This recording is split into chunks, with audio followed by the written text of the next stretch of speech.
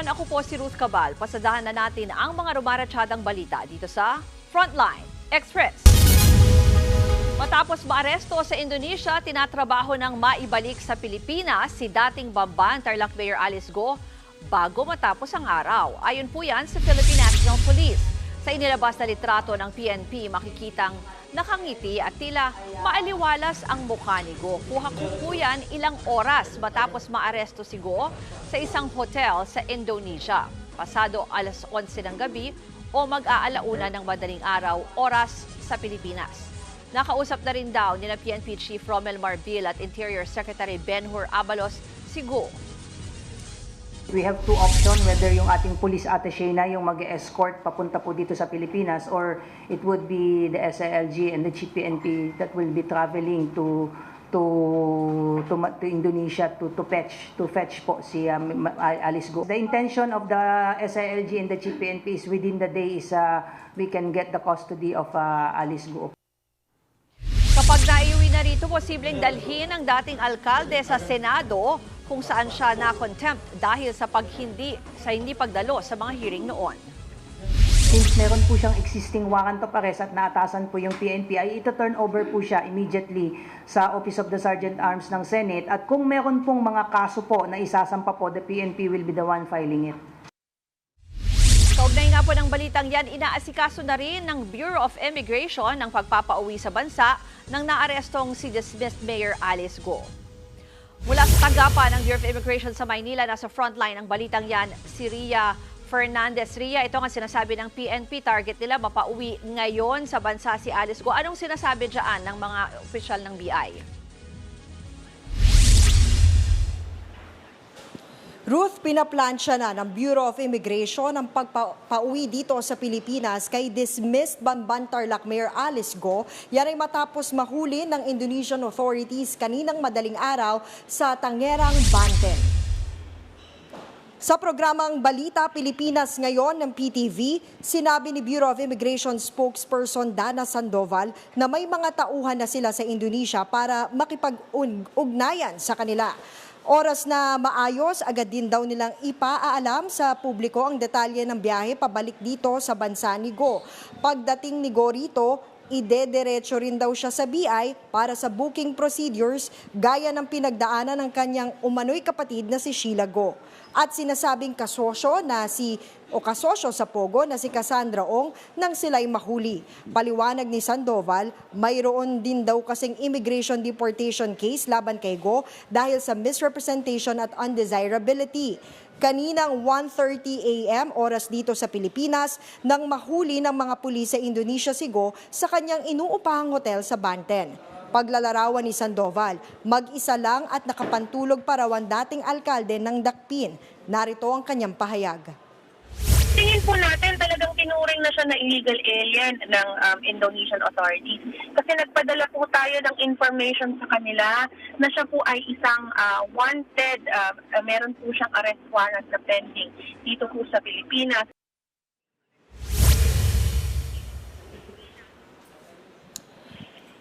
Ruth, ayon pa kay Sandoval, kailangan munang harapin ni Go ang lahat ng mga kasong isinampa sa kanya bago siya i-deport palabas ng Pilipinas. Ruth? Ria, meron din bang update daw yung Indonesian authorities kung nasa naman itong kapatid ni Alice na si Wesley Go? Sa ngayon, wala pa raw bagong impormasyon na natatanggap ang Bureau of Immigration natin dito sa Pilipinas, pero naniniwala sila na nasa Indonesia pa rin si Wesley Go. Ruth? Maraming salamat, Ria Fernandez.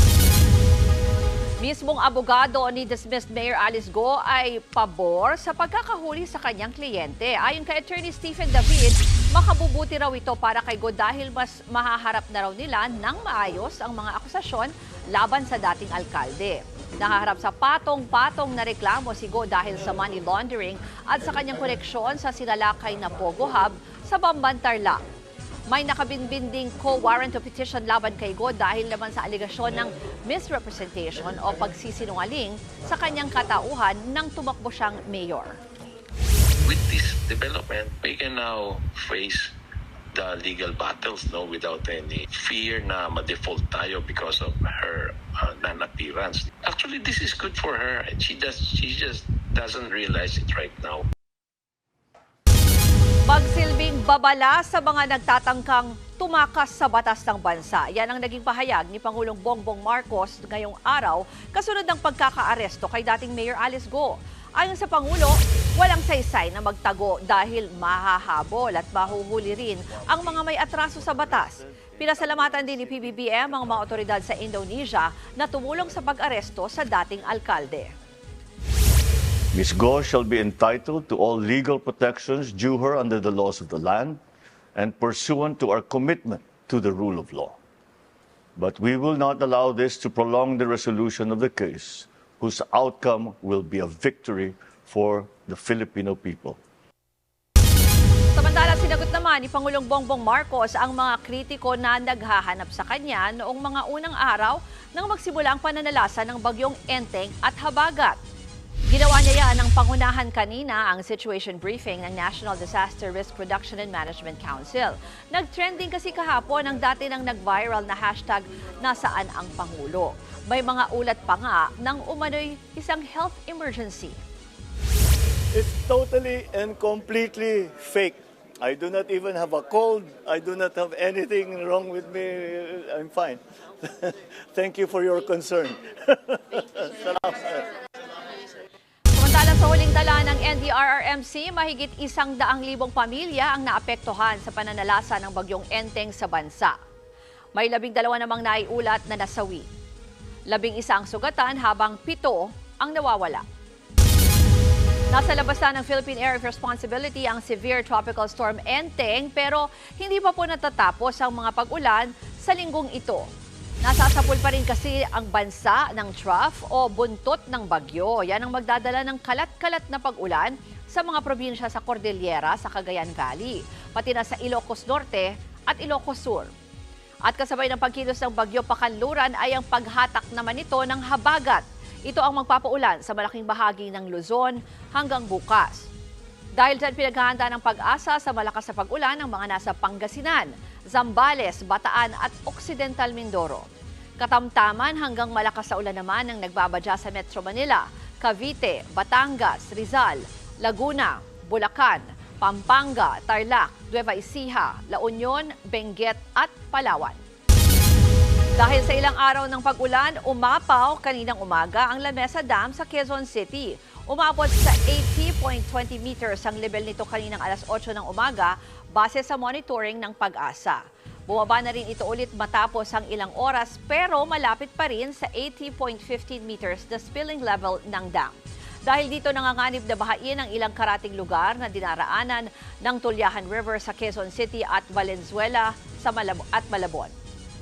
Samantala, nagpakawala kanina ng tubig ang Magat Dam sa Isabela. Binuksan ang isang spillway gate ng dam bilang paghahanda sa tubig na posibleng pumasok sa mga susunod na araw dahil pa rin sa inaasahang mga pag-ulan.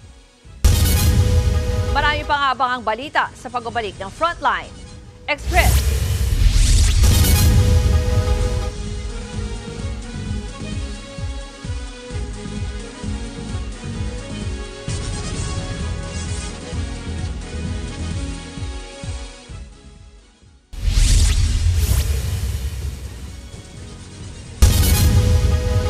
Nanindigan si Vice President Sara Duterte walang maling paggamit sa 125 million pesos na confidential funds ng Office of the Vice President noong 2022. Ayon sa DICE, political attack lang ito na tinawag niyang Makabayan Romualdez Marcos Alliance. Inililis lang daw nila ang usapin sa tunay na problema ng bansa, gaya ng tumataas sa presyo ng mga bilihin. Magtrabaho na lang daw muna ang mga mambabatas bago ang politika. Tugon ito ni VP Sara sa pahayag ni House Deputy Minority Leader Franz Castro sa budget hearing noong Biyernes. Sinabi kasi rito ni Castro na pwedeng ma-impeach ang bise dahil sa maling paggamit umano ng confidential funds. Nasungkit ng Pilipinas ang 8 parangal sa katatapos lamang na World Travel Awards 2024 sa Parañaque kagabi. Kinilala ang bansa bilang Asia's leading beach, dive and island destination ngayong taon. Nasungkit din ng Boracay ang Asia's leading luxury island destination, habang tinuturing na leading tourist attraction ang Intramuros sa buong Asya.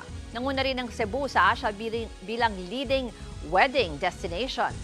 Pinarangalan din ng marketing campaign ng Department of Tourism na Love the Philippines bilang Asia's leading marketing campaign.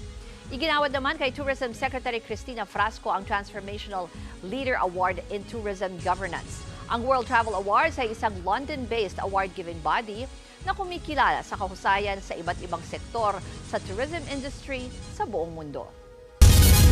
Narito naman ang mga balitang dapat niyong abangan sa Frontline Pilipinas.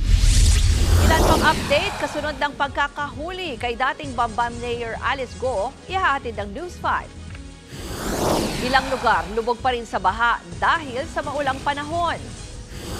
At Creamline Cool Smashers at Akari Chargers maghaharap na para sa finals ng PVL Reinforced Conference. Yan ang mabilis sa pasada ng mga balitang dapat niyong malaman. Ako po si Ruth Cabal. Magandang hapon.